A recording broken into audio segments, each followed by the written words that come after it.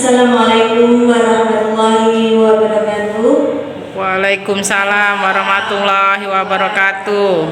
Alhamdulillahirabbil alamin wa bihi nasta'inu ala umuri dunya waddin wa ala alihi wa sahbihi ajma'in. La haula wala quwwata illa billahil aliyyil azim.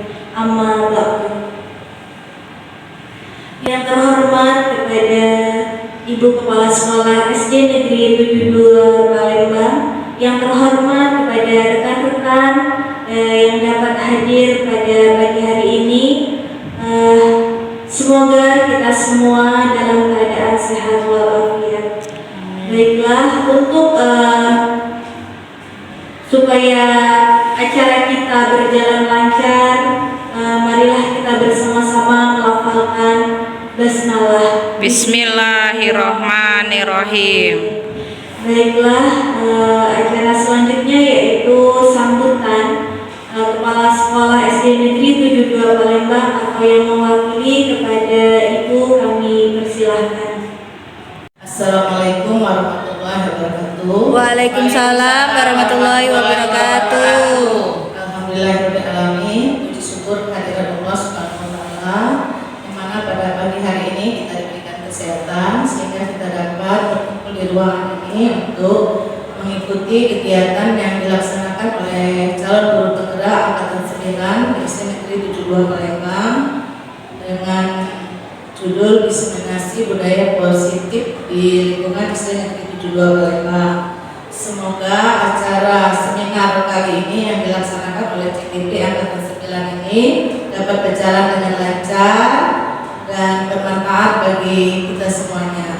Dan untuk para peserta seminar pada hari ini dapat mengikuti acara ini dengan tertib dan dapat diterima apa-apa yang disampaikan oleh CGP angkatan 9 ini. Dan saya sangat mendukung acara yang dilaksanakan oleh CGP angkatan 9 ini. Semoga kegiatan hari ini dapat terlaksana dengan baik. Sekian, wassalamualaikum warahmatullahi wabarakatuh. Waalaikumsalam warahmatullahi wabarakatuh.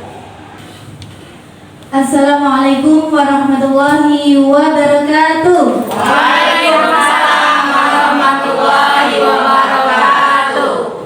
Selamat pagi. Pagi, luar biasa. Alhamdulillah, hari ini peserta seminar kita sangat-sangat luar biasa dan semangat. Baik Bapak Ibu, di sini saya CGP angkatan 9 SD Negeri 72 Palembang, yaitu Rina Listianingrum, akan sedikit memaparkan tentang diseminasi budaya positif di SD Negeri 72 Palembang. Begitu ya. Baik Bapak Ibu, dari judul yang telah saya lihatkan di layar, kira-kira budaya positif. Nah, dari kata budaya positif pernah dengar tidak Bapak dan Ibu? Pernah ya? Nah, kira-kira budaya apa sih yang positif untuk anak-anak kita? Iya, nilainya deh, nilai budaya positifnya itu seperti apa sih contohnya begitu? Ada yang tahu? Budaya mengantri. Nah, budaya mengantri. Oke, bagus Ibu Ima. Ada lagi yang lain? Budaya mengantri. Kalau budaya mengantri berarti anak didik kita dibiasakan untuk belajar disiplin ya. Jadi bisa kita contohkan dari misalnya kalau kita mengajak anak kita berbelanja ya di mall seperti itu atau di Alfa atau Indomaret seperti itu. Nah, di situ bisa kita terapkan kepada anak kita. Jadi setiap kita bermasyarakat, kemudian kita belajar di sekolah pun kita juga harus menanamkan sikap yang disiplin ya. Jadi sikap disiplin itu termasuk budaya positif. Baik. Supaya kita lebih semangat lagi, Ibu Bapak, coba kita tepuk ini dulu ya, tepuk semangat dulu. unik ini karena dapat dari pelatihan kemarin ya. Jadi begini, tepuk semangatnya, tepuk semangat gitu kan? Biasanya semangat gini ya. Kalau sekarang kita ubah sedikit ya. Tepuk semangat ding ding ding dung dung dung. Aha. Jadi sambil joget. Oke? Bisa? Bisa ya. Yang joget berdiri ya. Berdiri Bu ya, berdiri. Ya. Supaya lebih semangat lagi ya. Oke? 1, 2, 3. Tepuk semangat dang ding ding ding dung dung dung.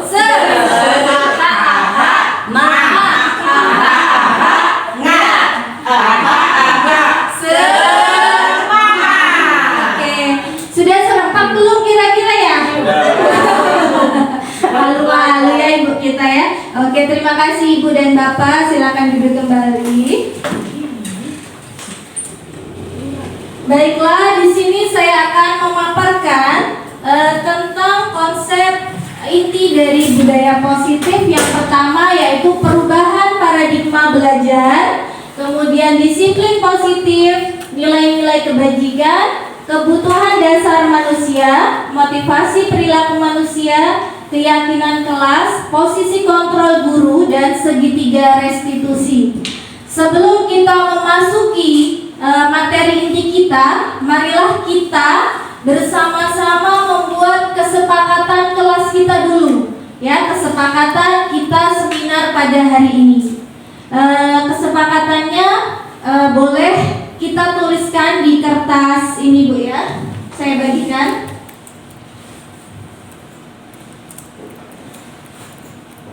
Nanti ditempelkan di depan sini Bu ya.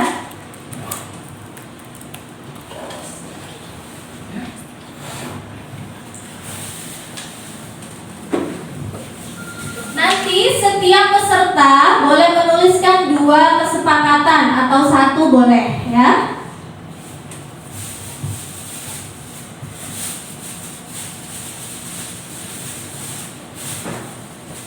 Baik, tolong Ibu dibagikan Ibu. Boleh diberi nama ya di ujungnya boleh. Boleh nama panggilan, nama-nama unik Ibu ya. Kesepakatan kelas contohnya misalnya sebelum kita maju kita mengangkat tangan seperti itu. Boleh. Dan lain-lain ya yang Bapak Ibu pahami selama kita melakukan keyakinan di kelas kita. Ada yang tidak bawa pena? Ya boleh dipinjamin.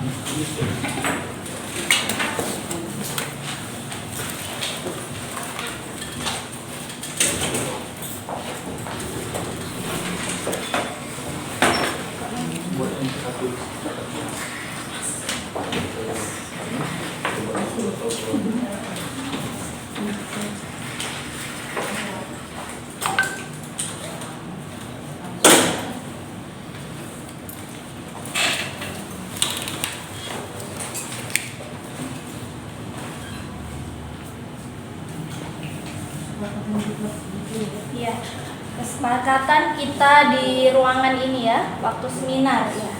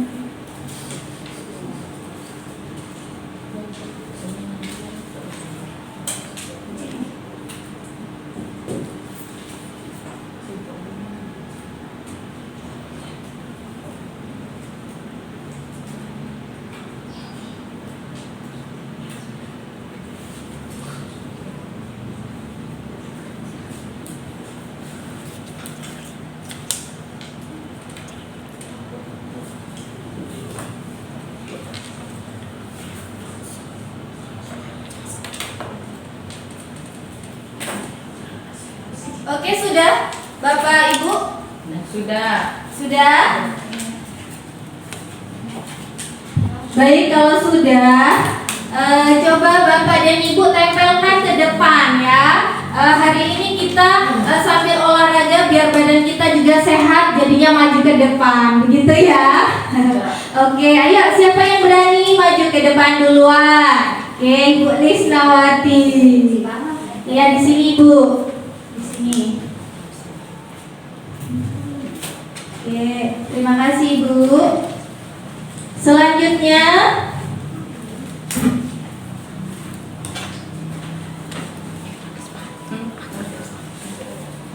iya, tak apa-apa, yang begitu Bu ya.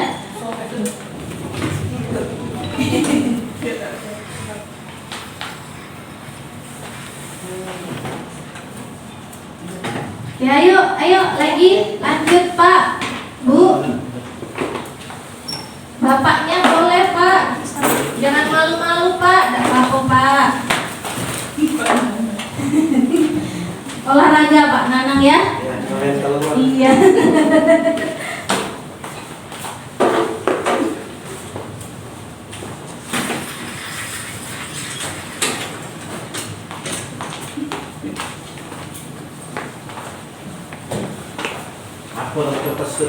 Apa? Kertas ini, sticky note namanya Pak. Iya, note. Oke, sudah semua? Baik. Terima kasih untuk baiklah, di sini saya coba bacakan ya kesepakatan kelas kita yang telah Ibu Bapak tuliskan. Di kertas ini ada Ibu Okta. Nah, di sini angkat tangan jika ingin bicara. Kira-kira yang lain setuju atau tidak? Setuju. Baik. Selanjutnya, menjaga kenyamanan kelas dalam seminar. Selama seminar. Menjaga kenyamanan selama seminar. Setuju atau tidak? Oke, setuju ya. Kemudian Ibu Murah Hati. Wah, Ibu Murah Hati keren. Keluar masuk harus izin. Maksudnya keluar ketika ingin ke belakang dan masuk kembali harus izin. Nah, kira-kira bagaimana Ibu, Bapak? Setuju ya. Oke. Selanjutnya Ibu Nengsi, mendengarkan ketika orang lain berbicara. Nah, kira-kira bagaimana? Setuju ya. Oke, berarti dari keyakinan kita hari ini kita dapatkan yang pertama tadi apa? Mengangkat tangan ketika ingin berbicara atau bertanya. Kemudian yang kedua yaitu apa? Menjaga kenyamanan ruangan kita. Selanjutnya kita harus meminta izin jika keluar atau masuk kelas, begitu. Kemudian yang lainnya ada mendengarkan ketika orang lain berbicara. Jadi 4 tadi kira-kira Bapak Ibu sudah setuju belum dengan keyakinan yang telah kita buat? Setuju ya. Jadi kesepakatan kita bersama tadi jadilah nanti sebuah keyakinan kelas kita, yaitu tadi ada 4 macam. Baik. Oke, supaya Bapak Ibu tidak tegang, coba tepuk 1, tepuk 2, tepuk 3. Harusnya begini, tepuk 1, yes, tepuk 2. Oke, tepuk 3, konsentrasi, gitu aja ya. Oke, tepuk 1, tepuk 2, tepuk 3, tepuk konsentrasi. Konsentrasi dimulai, ulangi ya. Tepuk konsentrasi. Ya, siap. Kita mulai dulu. Kita lanjut ya. Sekarang materi kita tentang paradigma belajar. Jadi di sini pembelajaran paradigma baru itu atau kurikulum merdeka. Jadi paradigma baru itu maksudnya kurikulum yang kita jalankan sekarang. Dulu kita menggunakan kurikulum apa, Bapak Ibu? Ya, K13, dan sekarang sudah kurikulum merdeka. Nah, kira-kira dari kata kurikulum merdeka, Bapak Ibu, kira-kira apa sih arti dari kurikulum merdeka? Maksudnya itu pengertiannya deh. Bagaimana sih nanti yang kita terapkan kurikulum tersebut? Nah, bagaimana? Kira-kira ada yang bisa menjawab? Dari istilah kurikulum merdeka. Nah, sudah pernah dengar kan? Ya. Coba bagaimana, Ibu Lis? Ini kalau menurut pemahaman saya, kurikulum merdeka itu pembelajaran berpusat kepada peserta didik. Oke, jadi hanya sebagai fasilitator. Oke, terima kasih Bu Lis. Tepuk tangan dulu untuk Bu Lisnawati.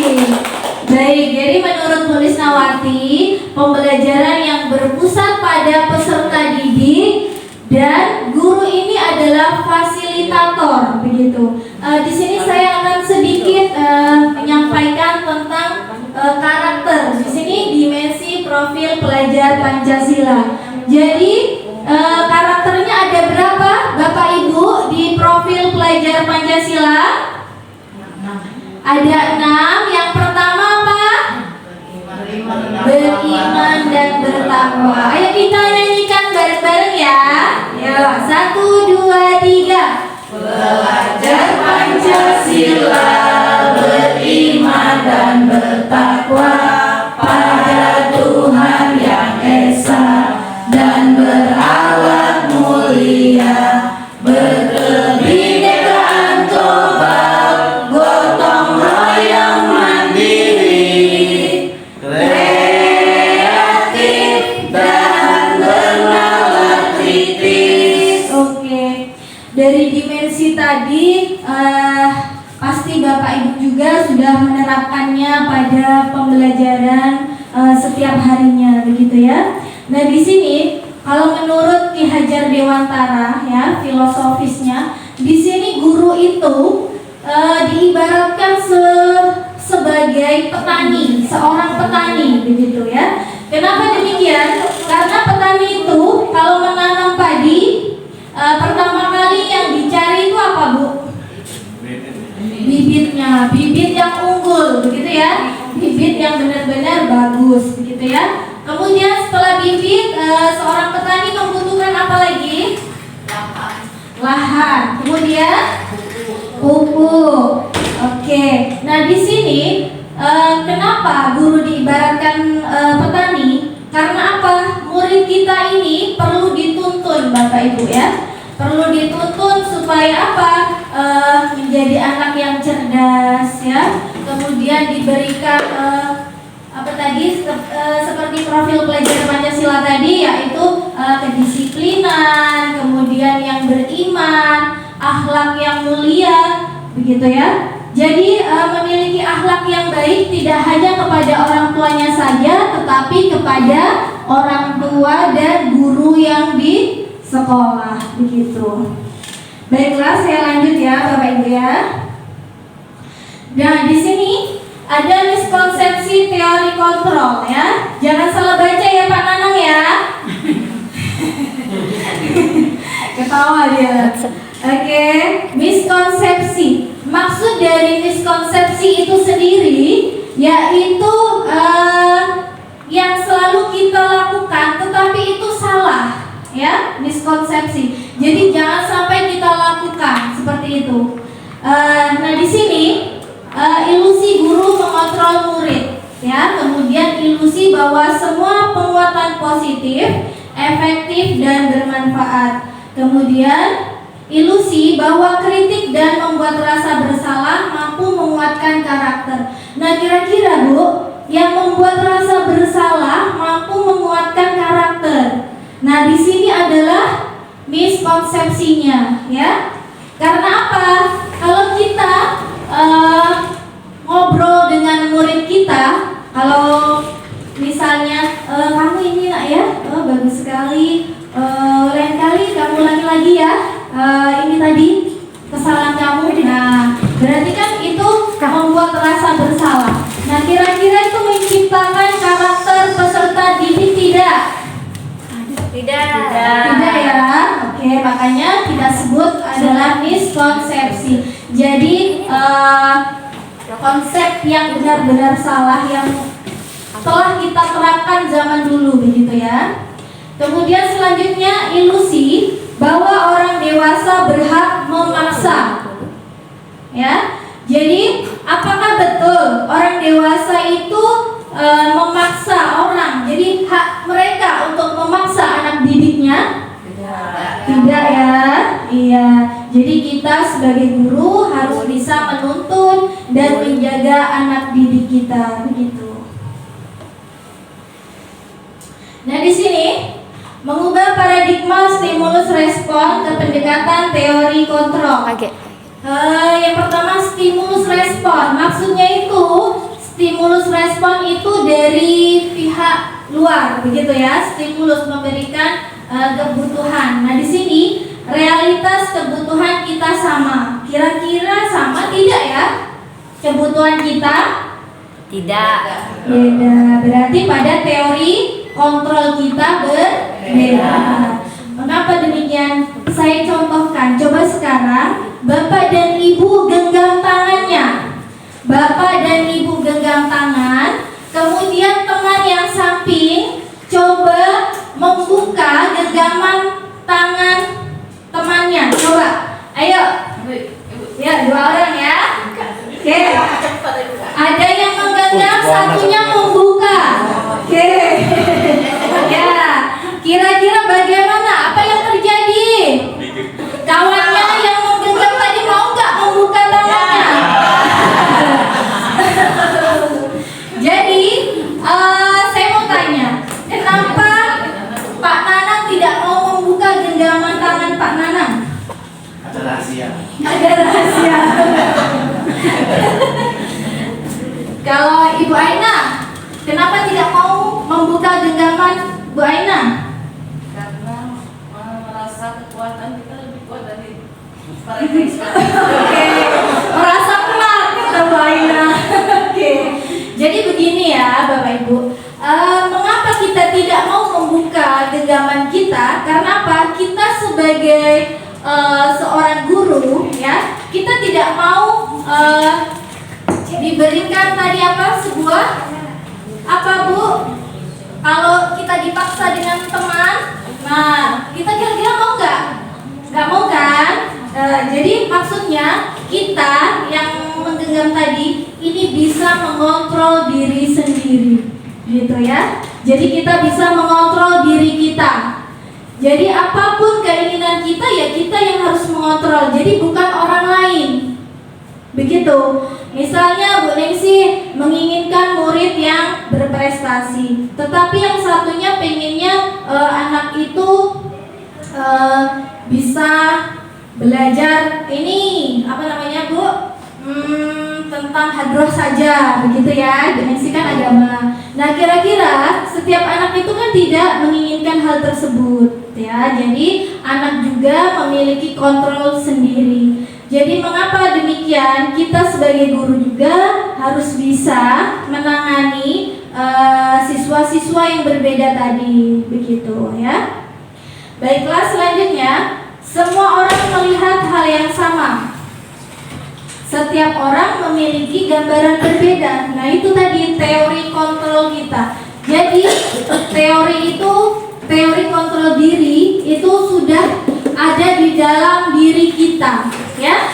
Jadi tidak bisa orang memberikan membujuk misalnya seperti adik tadi membujuk Ulis ya, Ulis ya, suruh ayo Bu buka Bu, gitu ya. Nah di situ itu namanya membujuk. Jadi kita kepada anak jangan membujuk Bu, jangan sering-sering membujuk.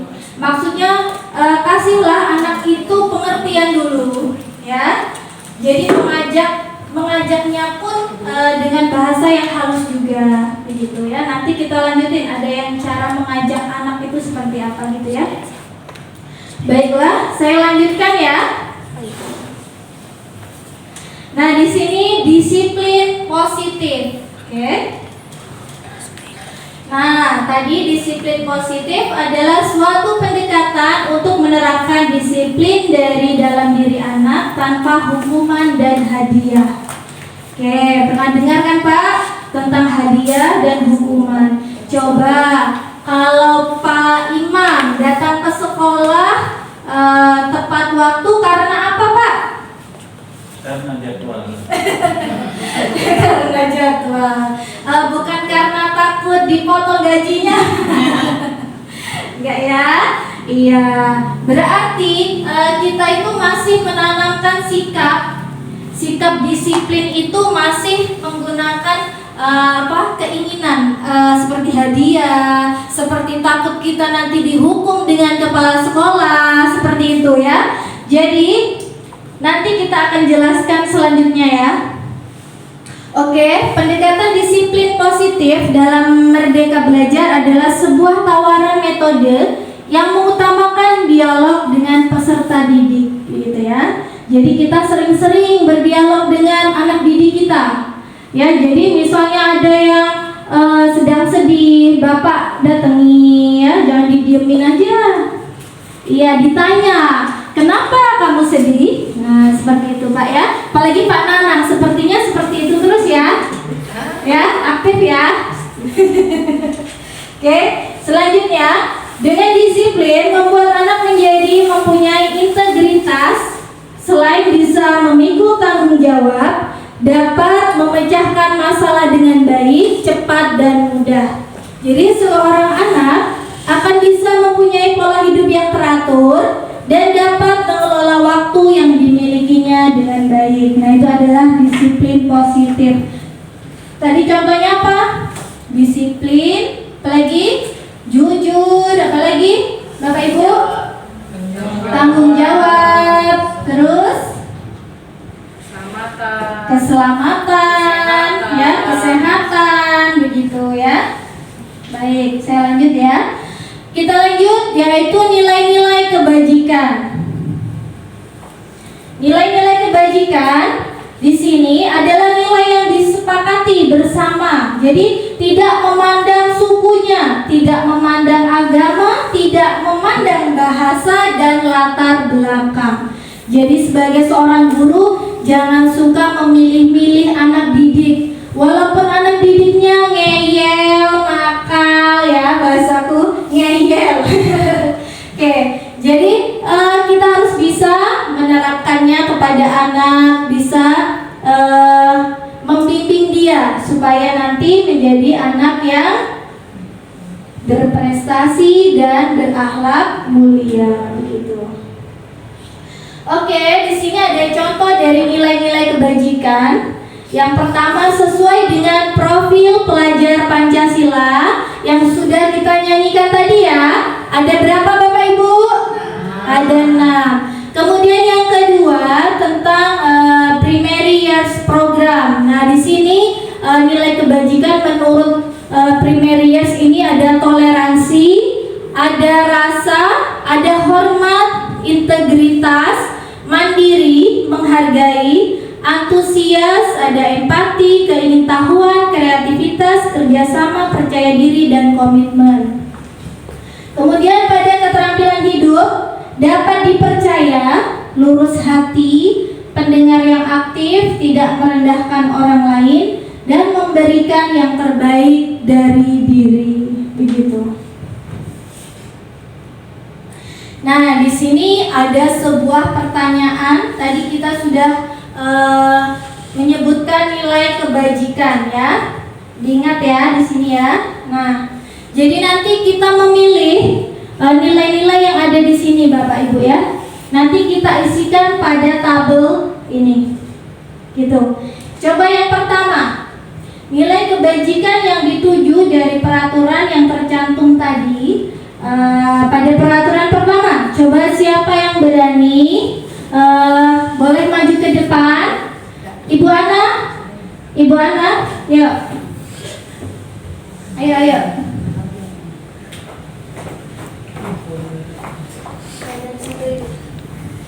Baiklah, Saya coba menjawab ya. Yang pertama, kembalikan barang ke tempatnya. Itu adalah bentuk rasa tanggung jawab. Oke, jadi bentuk tanggung jawab ya Bu ya. Oke, terima kasih Bu Ana. Jadi kembalikan barang ke tempatnya berarti bertanggung jawab. Oke, nilai kebajikannya. Yang kedua, dilarang mengganggu orang lain. Coba siapa yang berani, Bu? Bapak. Oke, Bu Lis. Tidak apa-apa Bu, tidak ada yang salah Bu, semuanya betul. Dilarang mengganggu orang lain, nilai kebajikannya itu adalah toleransi. Toleransi, boleh Bu. Jadi kalau kita dilarang mengganggu itu berarti toleransi terhadap orang lain ya. Bisa juga menghormati orang lain gitu. Selanjutnya hadir di sekolah 15 menit sebelum pembelajaran dimulai. Siapa ya yang seperti itu setiap hari? Oke, Bu Okta. Keren Bu Okta ya.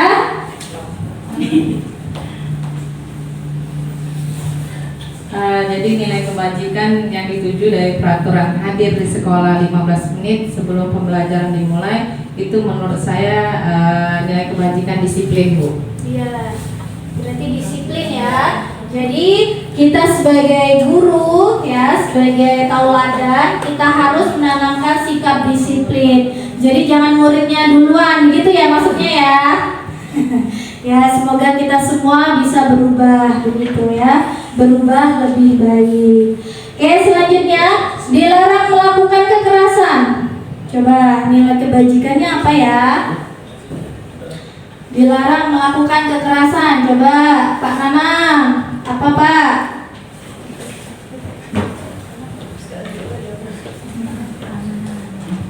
Dilarang melakukan kekerasan. Nilai kebajikannya yang dituju yaitu sosial. Sosial, oke. Bagus, Pak. Keamanan. Ya, ada apa Ya, Pak? Keamanan, ya? Keamanan. Ya, kenapa Bapak tadi menyebut sosial? Karena kalau kekerasan ini nanti balik-baliknya ke dinas sosial. Pinter Pak, boleh, benar Pak. Oke, jadi selamat ya. Iya, benar Pak. Tidak ada yang salah Pak Nanang. Oke, dilarang menggunakan narkoba. Kira-kira apa? Langsung jawab saja deh, nggak apa-apa di situ. Apa Bu? Kesehatan. Kesehatan. Oke, dilarang menggunakan narkoba itu nilai kebajikannya kesehatan. Karena apa? Kalau menggunakan narkoba, pasti orang itu badannya tidak sehat, ya. Kebanyakan kurus kering, ya, lesu, matanya sipit. Oke, selanjutnya bergantian atau menunggu giliran. Nah tadi Bu Ima tadi nyebutin apa Ibu Ima tadi? Disiplin, betul. Oke, selanjutnya dilarang merokok. Di sekolah kita dilarang merokok karena apa? Dapat menyebabkan gangguan pernapasan, berarti kesehatan. Oke, selanjutnya Bu Nexi, coba yang terakhir. Kalau gunakan masker itu nilai kebajikannya juga menjaga kesehatan. Menjaga kesehatan, betul ya Bu Nexi ya. Apalagi sekarang kita sedang mengalami tidak sehatnya udara yang sangat-sangat tidak bagus untuk kesehatan. Karena apa? Banyaknya kebakaran hutan ya. Iya, banyak orang yang tidak tanggung jawab. Baik, selanjutnya di sini kebutuhan dasar manusia. Kebutuhan dasar manusia merupakan unsur yang dibutuhkan oleh manusia dalam mempertahankan keseimbangan fisiologis maupun psikologis yang bertujuan untuk mempertahankan kehidupan dan kesehatan. Nah, kebutuhan dasar manusia di sini ada 5. Yang pertama ada penguasaan. Yang kedua ada kesenangan. Yang ketiga kasih sayang dan rasa diterima. Kemudian ada kebebasan dan yang terakhir adalah bertahan hidup. Itulah kebutuhan dasar manusia. Ya, ada 5. Oke. Jadi kebutuhan yang bersifat fisik fisiologis untuk bertahan hidup, misalnya itu apa? Kesehatan, kita membutuhkan rumah, kita membutuhkan makanan. Nah, kalau kebutuhan biologisnya di sini sebagai bagian dari proses reproduksi, termasuk kebutuhan untuk tetap bertahan hidup, gitu. Selanjutnya, kasih sayang dan rasa diterima. Di sini kebutuhan psikologisnya, kebutuhan untuk disayangi, ya. Kemudian dan diterima meliputi kebutuhan akan hubungan dan koneksi sosial. Seperti kita di sekolah, Bapak Ibu, kita juga harus membutuhkan apa? Kasih sayang, rasa diterima di lingkungan, ya. Jadi kalau bisa kita ini sama-sama satu wadah, satu tempat, kalau bisa kita harus saling sayang dan bisa menerima apapun keadaan teman kita, ya. Begitu. Kemudian kebutuhan untuk menjadi bagian dari suatu kelompok, ya. Sekarang selanjutnya penguasaan. Jadi kebutuhan ini berhubungan dengan kekuatan untuk mencapai sesuatu. Jadi menjadi kompeten, menjadi terampil, diakui atas prestasi dan keterampilan kita didengarkan dan dihargai, begitu ya. Jadi dihargai oleh orang lain itu sangat dibutuhkan untuk kita ya Bapak Ibu ya. Apalagi kita ini bekerja dari pagi sampai sore. Kalau kita tidak dihargai, pastilah kita jengkel ya. Iya, jengkel sekali. Pengennya ya sedikit saja rasa dihargai itu begini. Oh iya Bu, terima kasih. Itu saja sudah cukup untuk kita, ya kan? Iya. Kemudian kebebasan. Kebutuhan untuk bebas adalah kebutuhan akan kemandirian, otonomi, memiliki pilihan dan mampu mengendalikan arah hidup seseorang.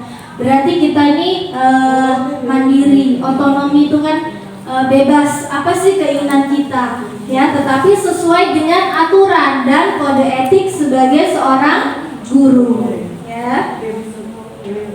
Ya, selanjutnya yaitu kesenangan.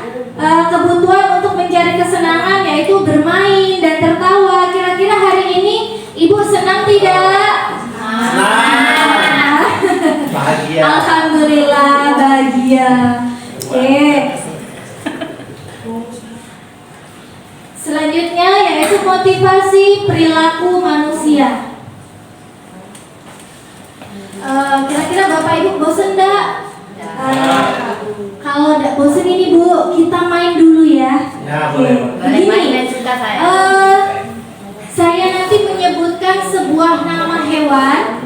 Nanti kalau saya menyebutkan misalnya nama Ibu Ade, berarti Ibu Ade harus menyebutkan nama hewan huruf yang di belakang. Paham? Misal saya menyebutkan ayam, Ibu Ade. M-nya? Nah, begitu, ya. Ya. Jadi huruf belakang ya, Bapak Ibu ya. Sudah siap? Oke. Tepuk konsentrasi. Konsentrasi dimulai. Oke. Saya akan menyebutkan ayam. Coba Ibu Ima. Monyet. Ini Ibu menyebutkan siapa nama temannya? Monyet. Tadi apa? Siapa lagi yang mau disebutin? Nama teman. Siapa? Misal Ibu Aina. Ibu Aina gitu. Ya, berarti Ibu Aina harus menjawab yang T. Apa? T-nya? Hewan apa? Ibu sebut lagi temannya. Siapa? Sapi. Ya, terus. Oh, Ade. Ikan. Ya, terus. Imam. N. Ayo, apa? N. Ya, hewan Pak. Nya. Oke. Lanjut siapa Pak? Bananan. Ya, Pak Nanang. Kak. Udah. Udah. Siapa Pak? Sebut. Ibu Ramela. Udah.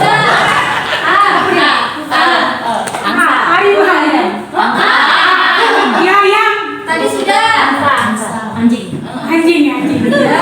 Coba Ibu sebut siapa lagi? Siapa lagi? G. Apa Bu G? Gajah. Oh, pintar. Siapa lagi yang disebut? Teman. Buroni. Apa Bu H? Harimau. Apa Ibu? Harimau. Oke, tepuk tangan dulu untuk kita semua. Oke, jadi permainan itu tadi bisa Bapak Ibu terapkan di kelas, ya? Asik nggak? Asik. Jadi biar dia itu berpikir, biar bisa hafal nama-nama hewan, nama tumbuhan juga boleh, ya? Gitu. Nama artis. Nama artis, ya boleh Pak. Gak apa Pak. Oke, motivasi sebagai upaya yang dapat memberikan dorongan kepada seseorang untuk mengambil suatu tindakan yang dikehendaki. Sedangkan perilaku sebagai daya gerak seseorang untuk berbuat karena perilaku seseorang cenderung berorientasi pada tujuan dan didorong oleh keinginan untuk mencapai tujuan. Nah, di sini motivasi perilaku manusia itu ada 3. Yang pertama itu hukuman, penghargaan, dan restitusi. Kira-kira Ibu pilih yang mana, Bapak Ibu? Pilih yang mana? Pilih yang mana? Restitusi. Ada yang pilih hukuman? Tidak. Tidak. Ada yang pilih penghargaan? Tidak. Biasanya gini, hukuman dulu untuk menghindari ketidaknyamanan atau hukuman. Misal, aku mau ini datang cepet-cepet supaya nanti tidak dimarah oleh kepala sekolah. Nah, itu berarti sifat kita termasuk pada hukuman, ya. Jadi kita menghindar dari sebuah hukuman.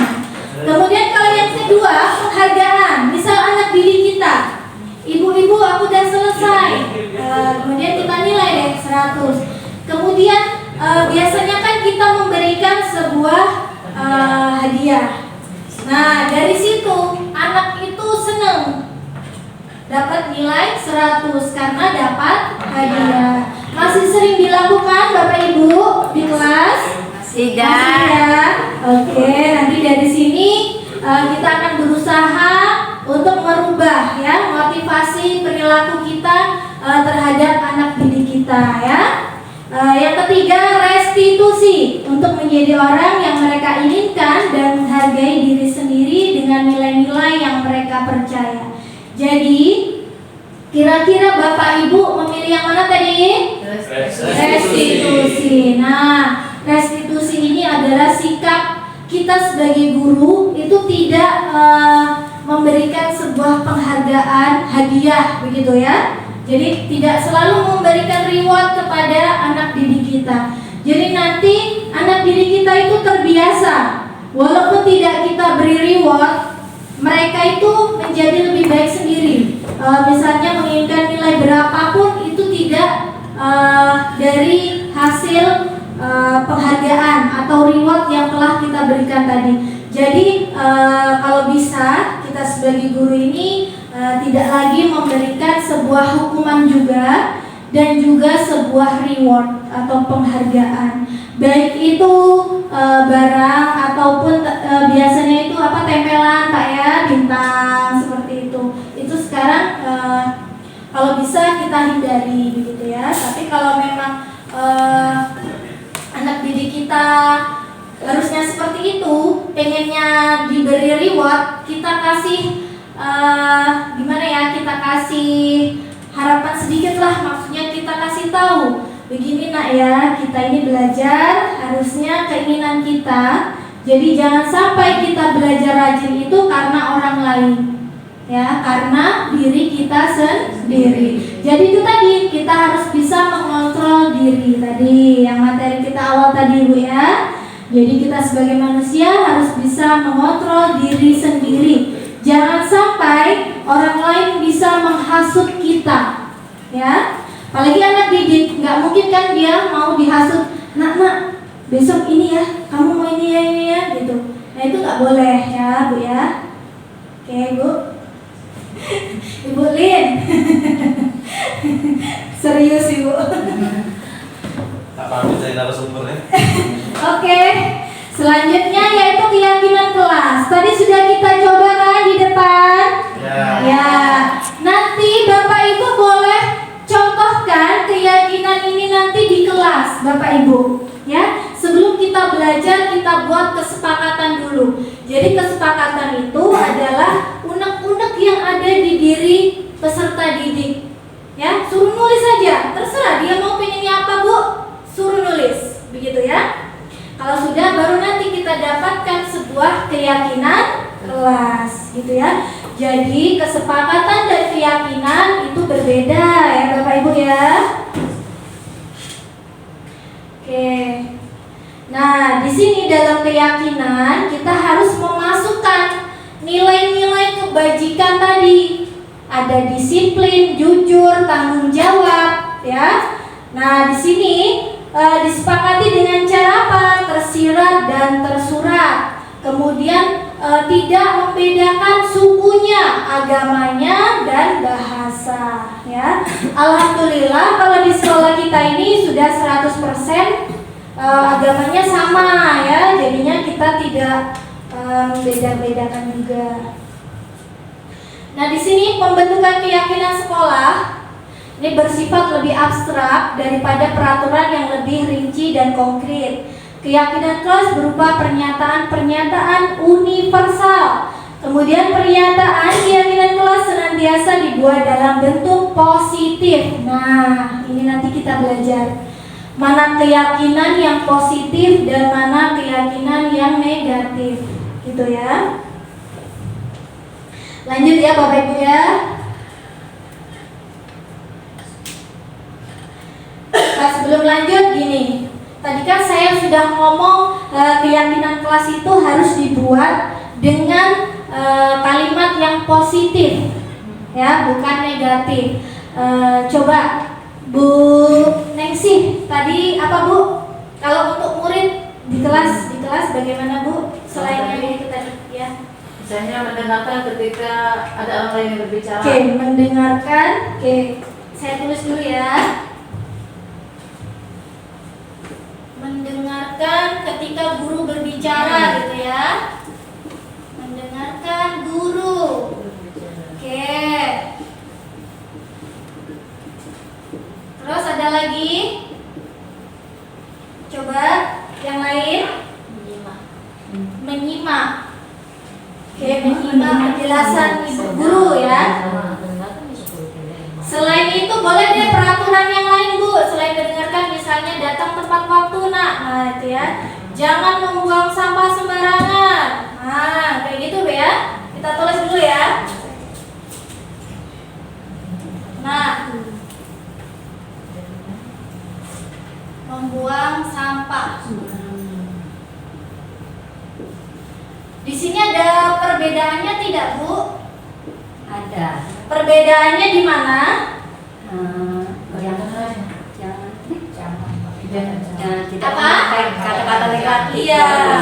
Kita tidak boleh menggunakan kata jangan. Jadi jangan ini adalah kalimat negatif, ya. Ini. Jadi kalau kita membuat keyakinan kelas, jangan menggunakan kalimat negatif. Contohnya jangan membuang sampah sembarangan. Kemudian, siramlah bunga itu. Nah, itu juga tidak boleh. Ya, itu menyuruh namanya. Itu adalah kalimat negatif. Terus apalagi Bapak Ibu yang positif selain mendengarkan guru? Positif. Ya, yang positif. Misalnya Disiplin waktu. Izin keluar kelas. ya, permisi. Kata-kata yang positif. Oh iya, permisi. Ini permisi beneran ini. Iya. Permisi beneran. Menjaga kebersihan kelas, Menjaga kebersihan. Ya, terus apa lagi? saling menghargai. Saling menghargai. Ya, betul Bu Nesi. Itu termasuk kalimat dari positif, bentuk yang positif ya. Jadi keyakinan kelas sebaiknya sesuatu yang dapat diterapkan di lingkungan tersebut. Jadi harus sesuai dengan apa? Lingkungan kelas kita masing-masing. Jadi setiap kelas itu pasti berbeda Bapak Ibu. Berbedanya apa? Keinginan anak muridnya itu ya. Jadi jangan dipaksa. Jadi biarlah meluapkan rasa keinginan anak-anak itu, biarlah. Jadi jangan dibatasi, begitu ya. Selanjutnya, posisi kontrol guru. Nah, ini Bapak Ibu. Ada 1, 2, 3, 4, dan 5. Nah, ya. Ada 5 posisi kontrol. Yang pertama penghukum. Coba kira-kira siapa nih yang sering menghukum muridnya? Itu Bu, itu dulu. Itu dulu ya. Seorang penghukum bisa menggunakan hukum fisik maupun verbal. Jadi guru-guru menerapkan posisi penghukum. Contohnya, "Hei nak, patuhi aturan saya ya, awas kamu." Nah, ada yang seperti itu?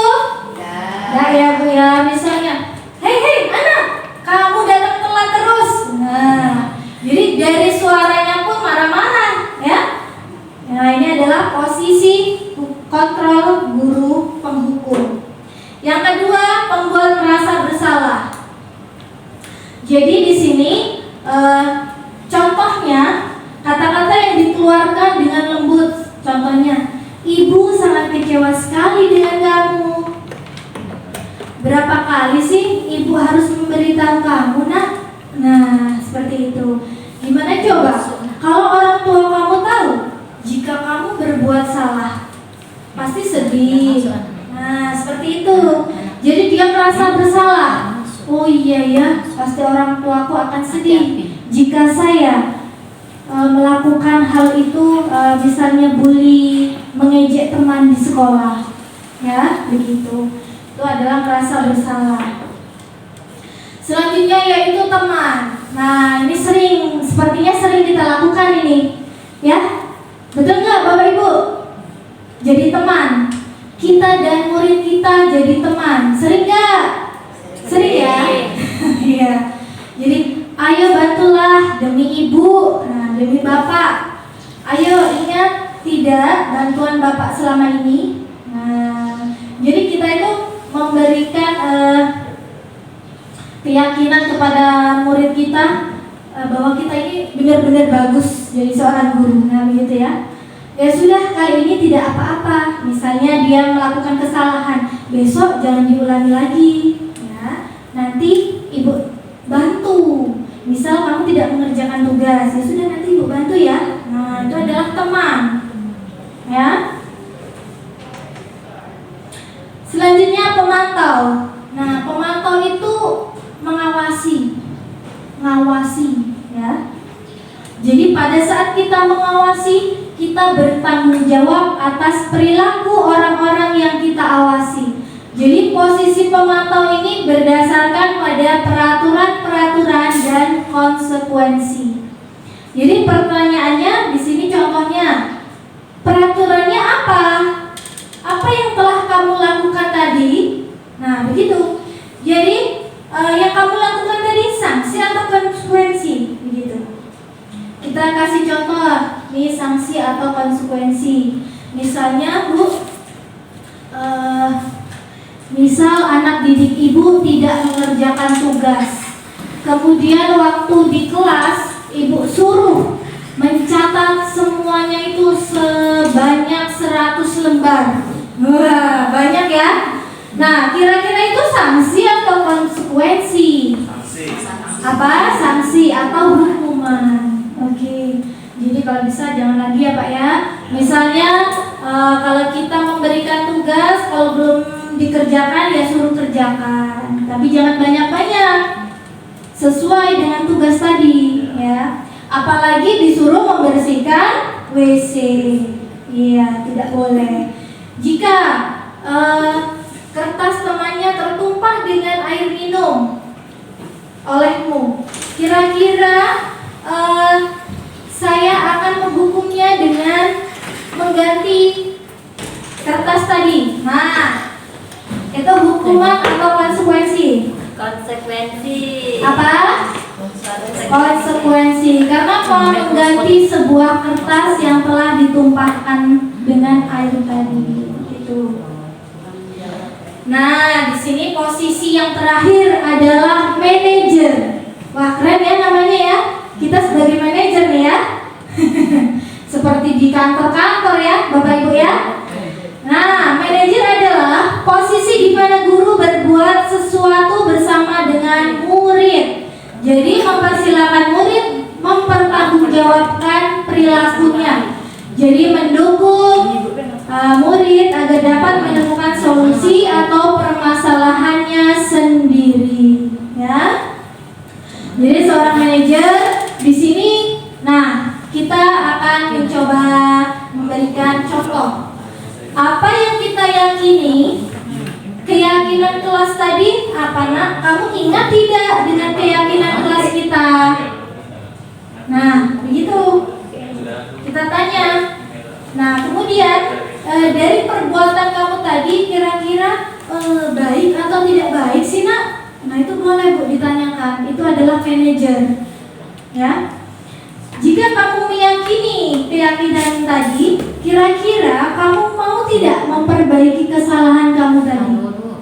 Nah, di situ itu adalah manajer. Jadi kita itu memberikan sebuah solusi untuk anak kita yang mengalami permasalahan baik di kelas maupun di luar kelas ya, baik kesalahan dengan gurunya maupun dengan teman-temannya. Jadi kita harus kasih tahu kamu itu bukan membuat kesalahan. Jadi gimana ya, kita kasih ini deh kalimat yang positif. Jadi begini, nak kamu ini sebenarnya baik ya.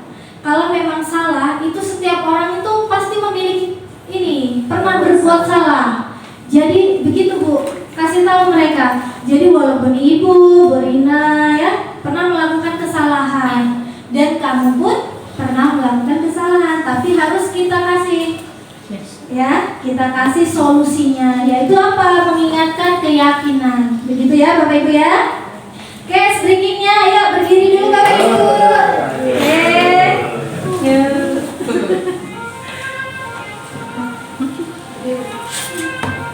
Ayo Pak, ambil satu Pak. Berdiri di tengah.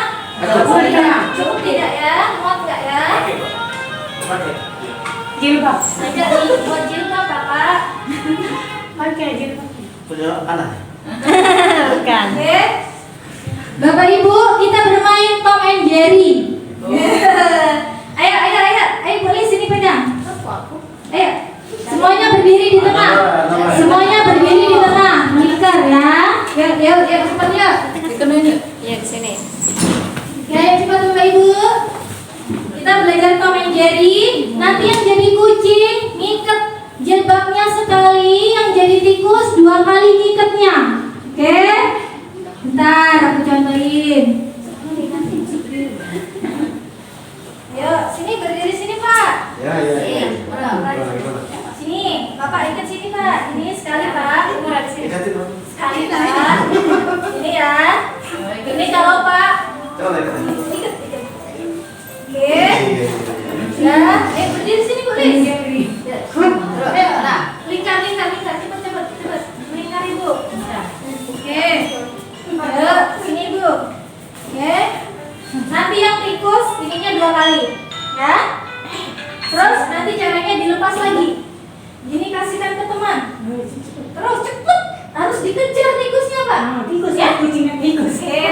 Takut. Siap. Tikus siap. Gini. Kita mulai ya. Kita mulai ya. Sekali. Bapak ngejar ini. Jadi Oke? Jangan lari langsung aja dengan ya. Ini kemana? Terus ke situ terus ya. Siap. Oke, 1, 2, 3. Digerak sekali. Lepas. Kasihkan masih. Kasih di kamar ya. Sekali kucing. Jangan lari ke dia. Kita sendiri.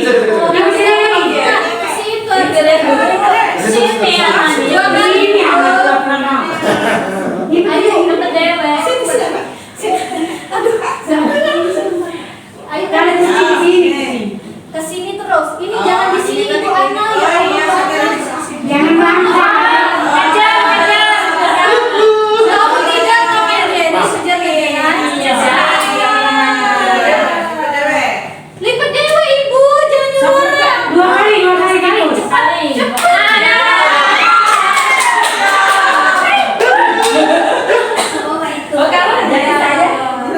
Jadi Yoko Bu Ana ya.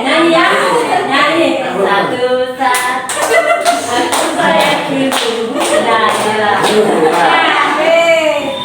Ya, sepertinya belum kompak deh ya. belum tahu aturannya. Jadi Bapak Ibu belum kompak sepertinya kita ya. Nanti kita ulang ya minggu depan ya kita ulang. Oke. Segitiga restitusi, oke? Segitiga restitusi itu ada 3. Tadi sudah saya sebutin yang ada di ya manajer. Oke.